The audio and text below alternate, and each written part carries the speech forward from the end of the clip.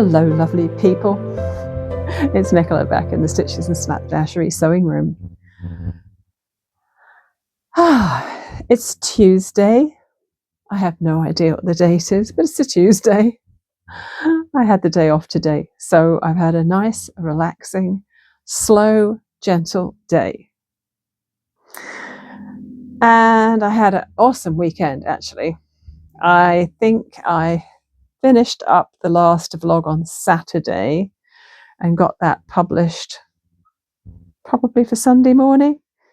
It was a productive weekend. Got lots of cleaning up done. Also did my closet switch around. Oh, I always enjoy a good closet switch around because it means it's either spring or fall. And I'm looking forward to a new season. And I think I prefer fall to spring because I love the way the evenings draw in and get so much cooler and darker. Yeah, I think so. So what I do, I've only got a half of a closet. We have a built-in closet in our bedroom that is maybe 6 or 8 feet wide, maybe. And it has no built-in shelving. It's a very old house, this house. It's a 1970s house, and lots of parts of it, if that makes sense, have not really changed a lot since 1970. And so I just have a hanging rack, and then I have some cubes that I've put in there to put in various things towards the bottom. And so every spring and fall, I pull everything out of my half of the closet, pile it all on the bed, and I go through everything.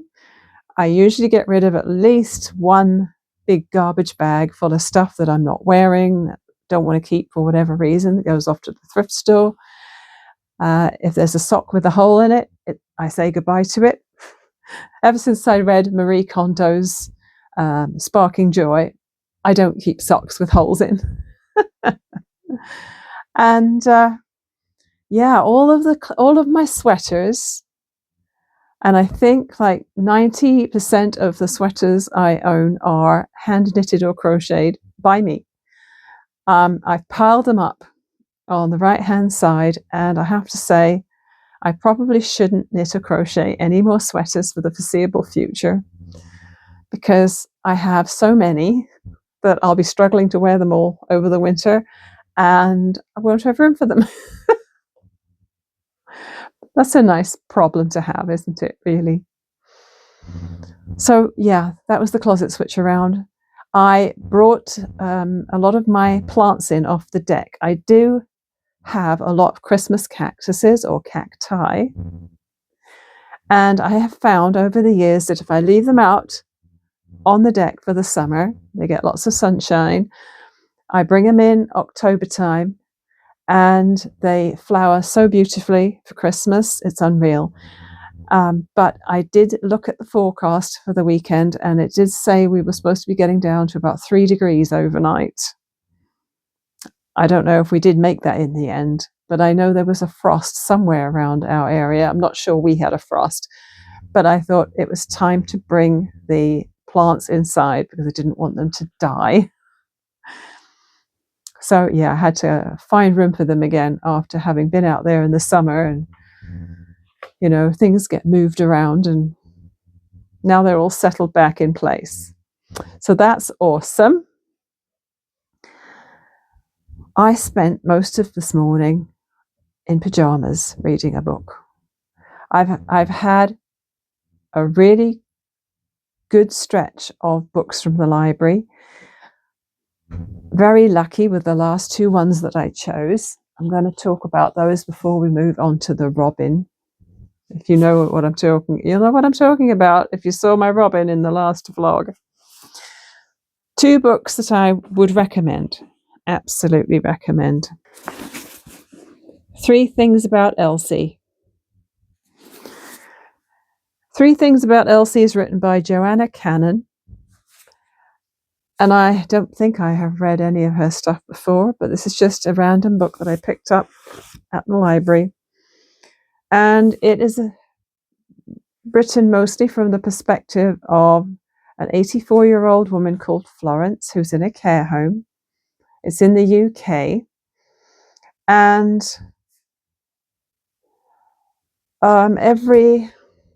so it starts with her having had a fall at the very beginning. She's had a fall and she's lying on the floor of her bedroom, or the little apartment she's in the care home. And so in between those chapters of her thinking about what she's thinking about while she's lying on the floor, hoping someone's going to come and rescue her because she can't get up, we've got all of the things that are happening at the care home, and then flashbacks to her life back in the 1950s. A man turns up at the care home, a new resident who is going by the name Gabriel Price, but she is convinced it's someone she used to know called Ronnie Butler, who she believed was dead. So this is such a beautiful, insightful book. It's just written so well, and I think it'll make you cry, and it's definitely worth reading. So I suggest you read that one. And the other one I just literally finished because I started it. I think it took me like a day and a half to read this one. It's Peter James and it's called Left You Dead. And the reason this one attracted my eye at the library is it has this picture on the front. Now, if you have watched the UK crime drama called Grace, that's what this book is. It's this series of books by Peter James, which are all of these ones with dead in the title, sparked the TV series Grace. And Roy Grace is the detective. He is based in Brighton in England. South of England is an area I'm quite familiar with, even though I grew up on the island of Jersey, in the island of Jersey. We don't like saying on the island because it makes it sound like a rock in the sea. Anyway, in Jersey. But I have relatives in England. My dad was born and grew up in Hampshire. And this is set in Brighton. And I do like a good crime drama. And this is very well written. And it's obviously quite a way into the future from the TV series I've seen so far. So in the series that I've seen on the TV, he had a wife called Sandy who disappeared and then reappeared. And it turned out that he had a son he didn't know about. So at the time I saw the TV show, he had found out that Sandy was still alive and living in Germany. He had a new woman called Cleo, and she had just got pregnant, kind of accidentally, but they were delighted. So in this book, she has had her first baby with Roy Grace, who I think is probably 2 or 3 now. She's pregnant again, and the son, who he didn't know about, is 10 or 11. And I really love the Roy Grace character in the TV series. He's not your typical rough and ready, sort of embittered person who you love to hate. He's got a lovely, gentle character. I really like him. And yeah, that comes across in the book as well. And I really, really enjoyed it. I think you should read it. The storyline is about a husband and wife who are probably having problems in their marriage. She suddenly disappears. He stops at a Tesco so she can pop in and buy cat litter. She disappears. There's a lot of evidence that the police are finding that point to him as being the murderer, or a possible murderer, because there is no body. And it's quite a convoluted way of getting to the truth of the matter. And I won't say any more about that because I wouldn't want to give you any spoilers. So I definitely recommend these Peter James books. And I would definitely consider going back and starting to read more in the series of Roy Grace novels. Enough about that. Let's have a bit of a laugh, shall we? Oh, before we move on, my shawl, the new paid shawl that I finished and showed you last time. I was complaining a little bit about the slightly stiff feeling of the Colour Craft Loops and Threads acrylic. I put it into a big laundry bag, stuck it in with a clothes wash, and it came out lovely and soft and drapey. So I'm pleased about that. So much better result than I was expecting there. Okay, let's just have a look. Let's just revisit, shall we? The robin, so-called robin that I showed you that I made last time. The one that I was calling a pregnant goldfish because it has such a massive tummy and it just looks so weird. So I should have been patient, and as you know, I am not a patient person, but I wanted to make one and I was in a rush, and I did not wait until I was a proper member of Tori's Facebook group, Kool Kooky Kreatures group. And so I didn't have the template. I had seen her make a really cute robin pin or brooch on her channel, and I made my own template for what I thought it looked like, and it turned out it wasn't very good. And so I ended up with this really bizarre creature. So the next day, after I had been talking to you about this robin, I was approved for joining her group, and I went and found the template. And I made a much better, a much nicer robin, so much cuter. So this is what it's supposed to look like, or at least something similar. I did not use brads for the eyes. I didn't have any brads, and I just used little black buttons. I spent way more time on this. Instead of just gluing, I did add the stitching around here. I added stitching here. I put the eyelashes on, or yeah, if that's what they are. I guess they are little tail lines, and it's a much nicer shape. If you look at the two of them side by side, you'll see how much cuter Tori's version is than my initial version. I didn't overstuff it. I didn't want it too fat. I think I made this one a little bit too fat. And then I put a little bit of mini buffalo plaid fabric under the wing. And yeah, I definitely took a lot more care with this one. And you can tell it looks a lot cuter. It's a better shape. It's not that the shape was hugely different, but, you know, even just, I don't know, there's just something about the way Tori draws, which is obviously so cute and clever, that I cannot emulate. Now, Sue, who's a herd of robins, flock of robins, I saw on the Facebook post that spurred this robin making, has made hundreds of these. And I think I said the other day that she makes them to give away, but I think she actually sells them at Christmas markets. And she makes hundreds of these. And she likes to make individual ones that have different characters and personalities and looks to them. And even though I admire her for that, I don't think I'm going to be joining her in making a whole flock of these. Now that I've made one, I think we're going to move on to something else. Because this is like a crochet amigurumi. I love the result of a crochet amigurumi. I don't always like the fiddly stuff that precedes the finished item, if you know what I mean. So I think this might be the only robin I make.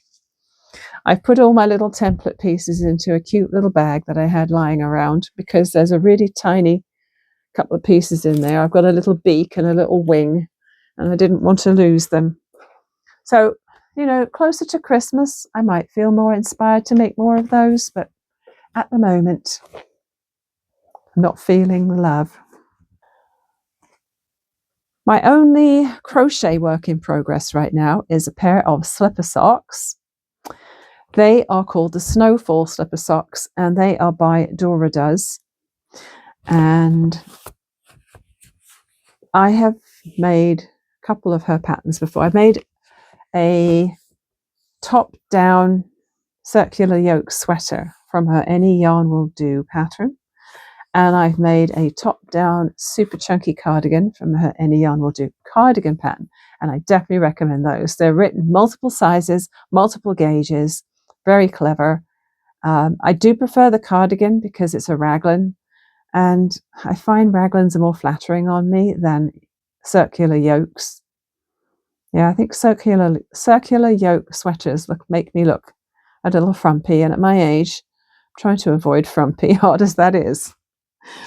So, because I'm using the free version of the medium adult size that's on her blog or website, I printed it out.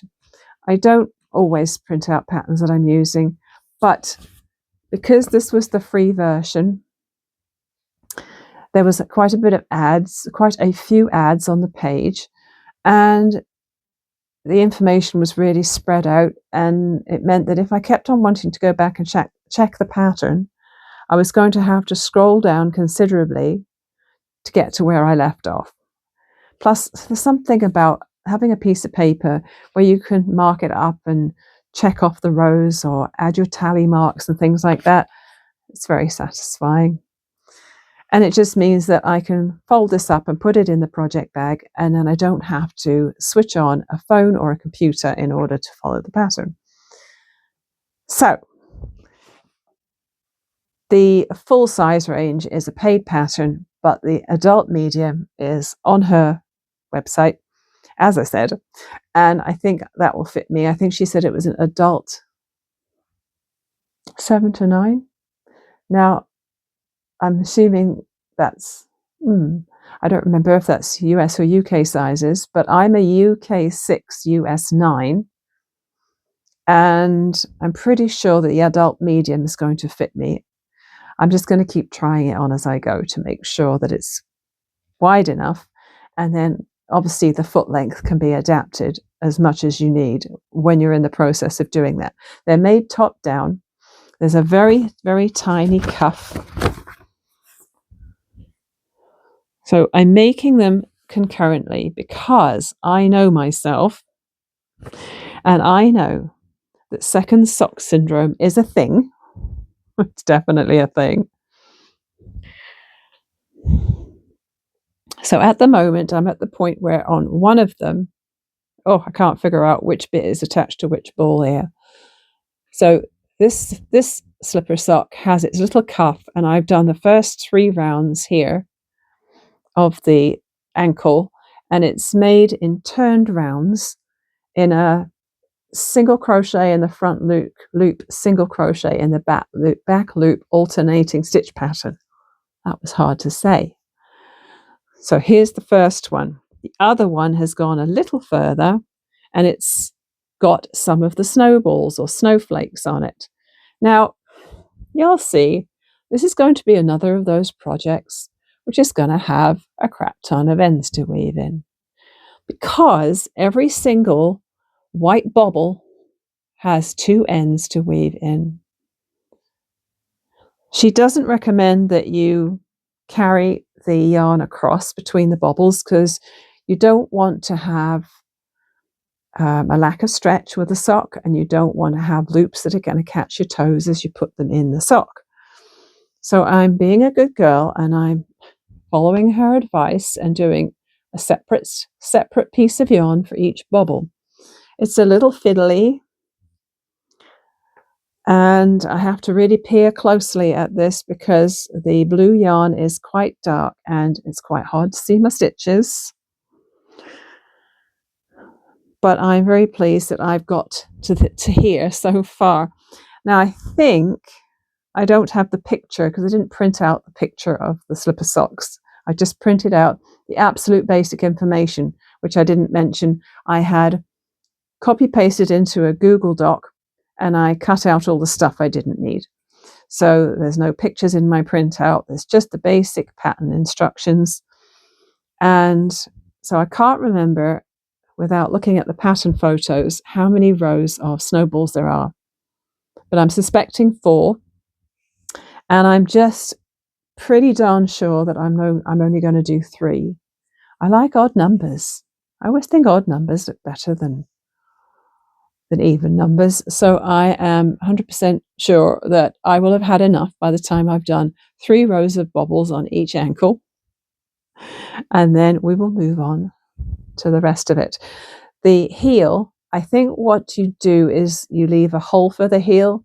She said it's an afterthought heel, but I think what we're going to be doing, I haven't read ahead yet, is going to be leaving a hole for the heel, doing the foot, and then going back and adding the heel. I'm pretty sure that's how it's going to work out. The yarn I'm using for this is Loops and Threads Delicate DK in white and beacon blue. It's very soft. Maybe not the best yarn for making slipper socks, because when I've made acrylic socks or slippers before, they've tended to wear out under the ball of my foot mostly. I have carpeted floors, and I'm not sure why it's the ball of the foot that always seems to wear fairly quickly. But I'm willing to darn, I'm willing to mend if necessary and make them last longer. And I wanted to do this for a sock along that somebody suggested and has got going on one of the Ravelry groups I'm in. So why not? It's a nice portable project. It fits into a small, whoops, this might be a bad idea. Anyway, fits into a small project bag like this. But with the small hook and the slightly fiddly stitches and the darker yarn, I'm just hoping that I don't do my usual and give up. Sometimes I don't have a lot of staying power if something's too much of a struggle.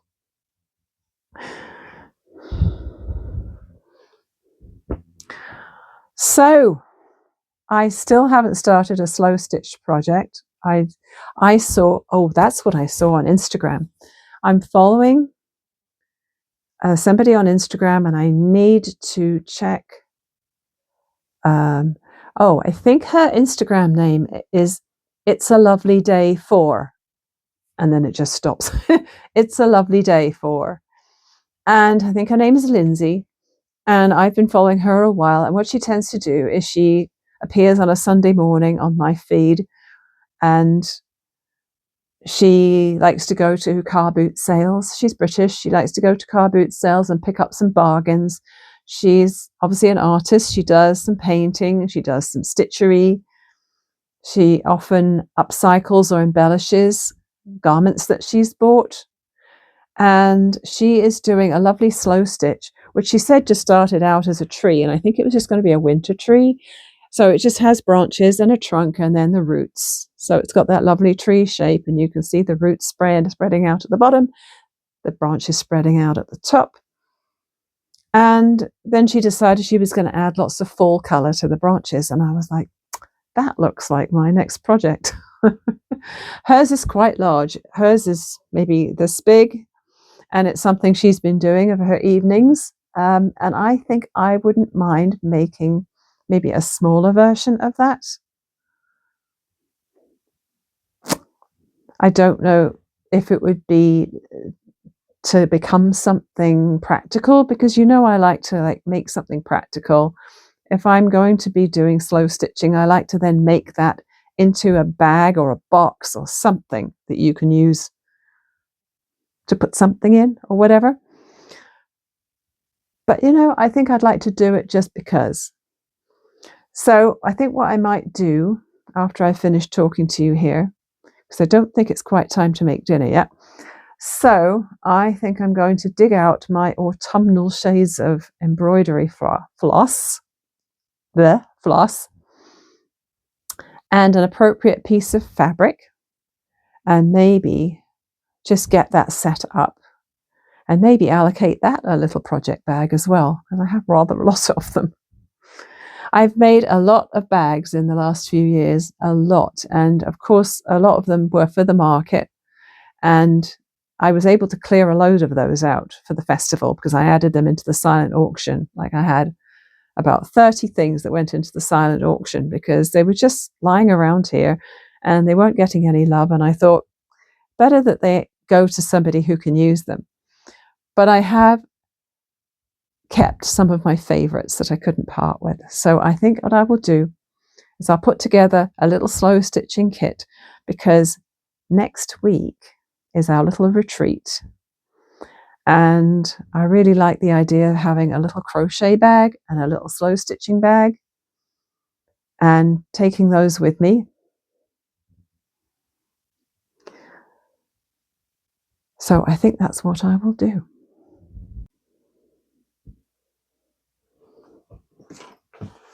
Look at all these beautiful autumnal colours.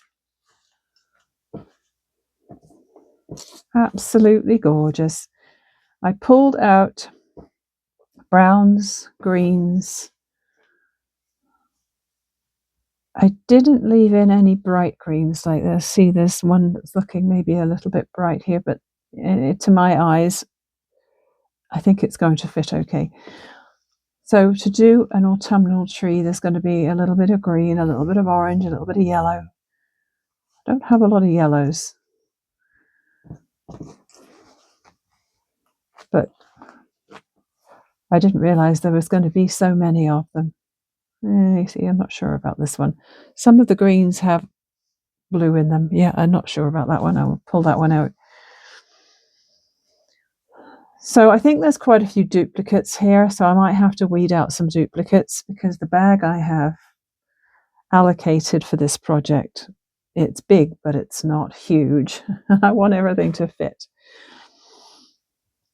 I have this piece of white linen, which I've cut. It's probably about 15 inches by 12, and I'm thinking I'm going to coffee dye it. The last time I did some slow stitching on this linen, I tea dyed it, and I thought, let's try coffee dyeing. So I have a piece of batting, mainly cotton, for putting on the back of it. When I tipped out all of the embroidery threads, I found this magnetic bee, which is a needle keeper. I've got my little pod of needles that the lovely Joan sent to me. And I've got this bag here. I made a ton of these a while back. I probably did a tutorial for them, and if so, I will definitely put a link underneath in the description. The plan was for these to be flat, not boxed bags for things like cross-stitching. So I was thinking a frame, an embroidery frame should fit in here. And I made 3 sizes, and I made the zipper long so that it would extend and snap to the side and make a kind of handle at the side. And then they made another appearance later on when I added some afterthought pockets, and I know I did a tutorial for afterthought pockets. And even though this is quite a large bag, I think it's going to be overstuffed if I put all of these in there. So I'm going to pick out some of the duplicates before I pack it away, ready to start stitching. And while I was pulling those out, I thought, wouldn't it be lovely to make another project? This is going to be all over the place because I'm just picking up this camera on its little tripod, because the ones that are left in here, there's a lot of pinks and blues and purples and brighter greens. And I'm thinking, after I've done this lovely autumnal tree slow stitching, then I need to do a project with these beautiful pinks and purples and blues. So I'm looking forward to that too.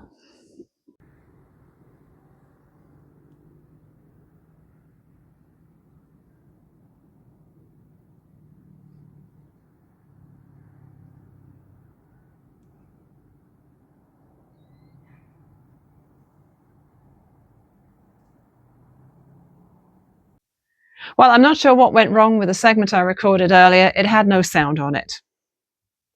So I'm having to redo it, although it won't be quite the same because I've already done what I was showing in the clip. So yesterday, it's Wednesday morning now, I took some of this white linen and I coffee dyed it. And so I'll just show you the two pieces side by side so you can see the difference. So that's the bright white original, and then this is the coffee dyed version. So it's a nice, softer off-white now. And I also dyed the batting for the back. I just made myself a French press of decaffeinated coffee. It was late in the day. I thought if I make decaf, I can drink half of it and I can use the other half to dye the fabric. So I wet the fabric and I poured half of the French press of coffee into a big bowl. I diluted it some more because I didn't want it too brown, and then dunked them in, swished them around, let them soak for a little bit, and then rinsed them and hung them out to dry outside. And yeah, I really like the more toned down nature of it. I have used a taupe thread. You probably can't see it because it doesn't really show up against the coffee coloured linen. And I've just basted back and forth with long stitches just to hold my two layers together so that I didn't have to use a basting spray or pins, because this is going to get folded up and stuffed in this bag. And so I didn't want to stab myself. So in the pocket in the bag, I've got some friction pens so that I can sketch out on the linen an outline for the tree I want to do, just a guideline. And I've put my magnetic bee and my needles in there. And then this little pile of flosses in all the greens, browns and oranges. I sorted them all after our evening walk last night. Really enjoyed that. Simple pleasures. And in some cases I had more than two of one color, so I took those out, and I now know that I've got no more than two of the same color in here, so that works perfectly. So I can tuck my fabric inside there, and I think it's all going to fit. Yes, it is. It's all going to fit. Awesome. So that's good.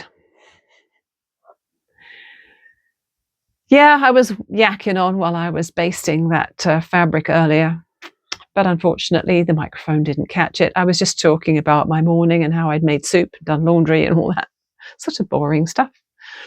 But I have work between 3 and 8 today, and I thought if I make a pot of soup this morning, then there's food for the ravening hordes. And yeah, my youngest son will probably turn his nose up at it because he always does turn his nose up at soup, but that's okay. He can make his own. He's a big boy now. I just recorded a short, about a 2-minute video for the intro for this channel. I had one up there before. Now, if you're a subscriber, you won't see that anymore. It only shows to new people. And but it shows it to me. Every time I go and look at my main channel page, my intro video starts playing. And I was like, that's pretty old now. I think I'm going to update it. So I did. So yeah, it's hard to know what to say, what to leave in, what to take out.